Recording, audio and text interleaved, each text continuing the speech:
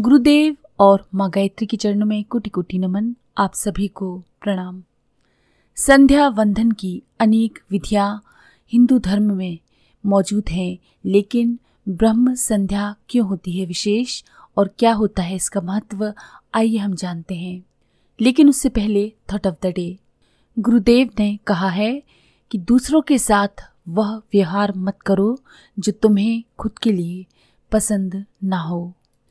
आइए अब जानते हैं ब्रह्म संध्या किसे कहते हैं और इसका सबसे ज्यादा महत्व हमारे धर्म में क्यों है।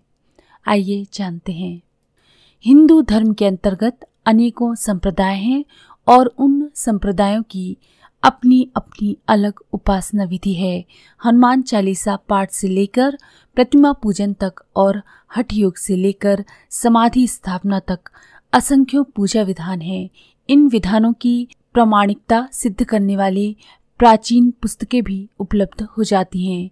इस प्रकार नित्य कर्म की साधना के अनेकों रूप दृष्टिगोचर हमको होते हैं। लेकिन जैसे नदियों में गंगा का अपना एक अनोखा स्थान है, पुष्पों में कमल का, पक्षियों में हंस का, पशुओं में गौ का, वनस्पतियों में तुलसी का एक विशेष महत्व है, उसी प्रकार से ब्रह्म संध्या की महिमा निराली है। वैसे तो सभी नदियाँ, सभी पुष्प, पशु पक्षी, वनस्पति अपना महत्व रखते हैं, परंतु गंगा, कमल, हंस, गौ, तुलसी आदि में कुछ आध्यात्मिक तत्व इतनी अधिक मात्रा में हैं कि सतोगुण के आकांक्षियों के लिए इन उपरोक्त वस्तुओं की तुलना में और कोई नहीं जचती। संध्या वंदन में भी ब्रह्म संध्या की श्रेष्ठता इसी प्रकार सर्वश्रेष्ठ मानी गई है। गायत्री मंत्र के द्वारा जो संध्या की जाती है उसे हम ब्रह्म संध्या कहते हैं। शास्त्रों ने उसके अनुष्ठान को सर्वश्रेष्ठ कहा है। कारण कई हैं। एक तो यह है कि केवल एक ही मंत्र याद होने से सारी संध्या वंदन का विधान पूरा हो जाता है। सब लोग सुशिक्षित और संस्कृत प्रेमी नहीं होते। सबके लिए मंत्रों को शुद्ध रूप से पढ़ना और याद करना कठिन होता है। फिर बहुत से मंत्रों को कंठाग्र करने के प्रयत्न में सफल न होने के कारण अनेकों इच्छुक व्यक्ति निरुत्साहित हो जाते हैं। याद भी कर ले तो वे उन्हें तोता रटंत की तरह याद कर लेते हैं, पर उनका शब्दार्थ और भावार्थ याद नहीं होता। यदि याद हो भी जाए तो संध्या वंदन के समय उन भावों से हृदय और मस्तिष्क को ओत प्रोत करना कष्ट साध्य प्रतीत होता है। जब तक एक मंत्र पर भावनाएं भली प्रकार से केंद्रित नहीं हो पाती, तब तक दूसरे मंत्र का विनियोग आ जाता है। इस प्रकार थोड़े थोड़े समय में मंत्रों की भावनाएं बदलने से चित्त पर किसी एक प्रकार का भाव संस्कार जम नहीं पाता। लेकिन गायत्री मंत्र की ब्रह्म संध्या इन सब दोषों से मुक्त है। एक छोटे से मंत्र को याद कर लेना कोई कठिन बात नहीं, फिर उसका शब्दार्थ भावार्थ हृदयंगम कर लेना भी अधिक कठिन नहीं है। देर तक आदि से अंत तक एक ही भावना पर चित्त को स्थिर रखने से मनोवैज्ञानिक शास्त्र के अनुसार वह भाव अंतर्मन के बहुत गहरे अंतराल में उतरकर सुदृढ़ होता है और उसके अनुसार जीवन की क्रियाएं भी हमारी प्रभावित होती हैं। इसे ही हम सिद्धि कहते हैं। ब्रह्म संध्या के साधक को सिद्धि शीघ्र मिल जाती है। किसी मूल्यवान और महत्वपूर्ण वस्तु को बहुत सुरक्षित रखा जाता है। खुली जगह से बचाने के लिए एक मकान की 4 दीवारी खड़ी की जाती है। उसके भीतर भी एक छोटी कोठरी बनाते हैं। उसके भीतर एक बड़ी सी अलमारी होती है और उसके अंदर एक छोटी सी संदूकची में, लॉकर में जेवर जवाहरात रखे जाते हैं। इसी तरह से हमारी आत्मा भी 5 कोशों के भीतर बैठी है।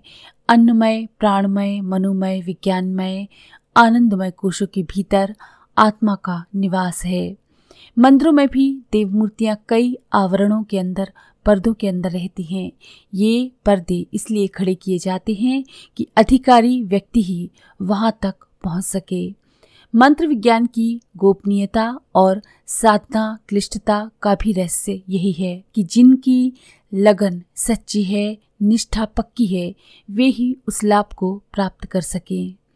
शरीर को जैसे हम कई कपड़ों से ढक कर रखते हैं, उसी प्रकार से ब्रह्म संध्या भी 5 कोशों के आवरण से आवृत है। इन आवरणों को आचमन, शिखा बंधन, प्राणायाम, अघमर्षण, न्यास कहते हैं। इनका विवेचन हम हमारे ब्रह्म संध्या कैसे करें इस वीडियो में पहले भी कर चुके हैं। आप चाहें तो उस वीडियो को आई बटन पर देख सकते हैं। आइए अब जानते हैं कि ब्रह्म संध्या के लिए आवश्यक नियम क्या हैं। संध्या करने के लिए प्रातःकाल ब्रह्म मुहूर्त में नित्य क्रम से निवृत्त होकर शरीर को शुद्ध करके स्वच्छ वस्त्र धारण करके ऐसे स्थान पर बैठना चाहिए जो एकांत और खुली वायु का हो। चींटी आदि को हटाने के लिए भूमि को झाड़ लेना चाहिए, साफ कर लेना चाहिए और उस जगह पर थोड़ा सा जल छिड़क कर शुद्धि कर लेनी चाहिए। कुश का आसन या खजूर की चटाई का आसन या कोई भी घास पात का बना हुआ आसन लेना चाहिए।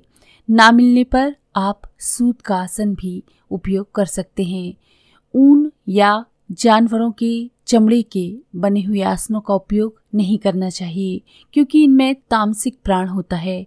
आसन बिछाकर पूर्व की ओर मुख करके पालथी मार करके मेरुदंड सीधा करके यानी अपनी पीठ को बिल्कुल सीधा करके बैठना चाहिए। पास में तांबे के लोटे में जल भरकर रख लेना चाहिए। तांबे का पात्र ना मिले तो चांदी, कांसा, पीतल का पात्र भी काम में लिया जा सकता है। चित्त को शांत और सत्वगुणी बनाकर संध्या पर बैठना चाहिए। आचमन, शिखा बंधन, उसके बाद प्राणायाम, फिर उसके बाद अघमर्षण और फिर न्यास। इन 6 कर्मों को करने के बाद गायत्री मंत्र का जप और ध्यान करना चाहिए। संध्या तथा जप में मंत्रोच्चार इस प्रकार से करें कि होंठ हिलते रहे, शब्दोच्चार होता रहे पर निकट बैठा हुआ व्यक्ति उसे सुन न सके। तो इस तरह से गायत्री मंत्र से ब्रह्म संध्या करने के पश्चात यदि आप जप करेंगे तो आपका जप सार्थक होगा और आपको विशेष फल की प्राप्ति होगी। तो अगर आपको ये जानकारी पसंद आई हो तो प्लीज़ लाइक करें, शेयर करें, सब्सक्राइब करें और बेल के आइकन पर क्लिक करके ऑल पर क्लिक करना ना भूलें। धन्यवाद।